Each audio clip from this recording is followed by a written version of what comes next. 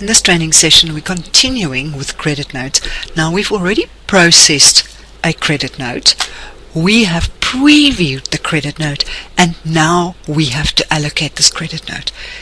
For every single credit transaction you process for a customer or for a debtor, you have to allocate it. In other words, we use the open item method to process transactions.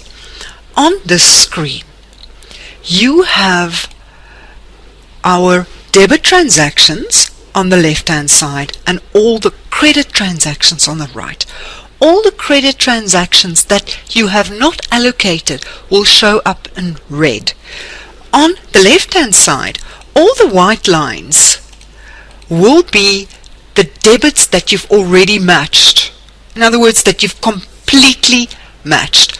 The blue lines, or the light blue lines, will be the partly matched, and the yellow lines will be the debits or the invoices that you have not matched at all.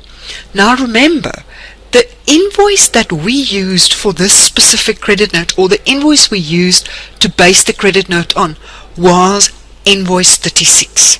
So all I have to do is now match my credit note to my invoice by clicking on my credit note and dragging it across to the correct invoice.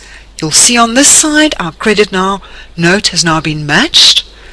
It still shows us that there is an outstanding amount on this invoice. Remember, you can allocate credit notes and payments.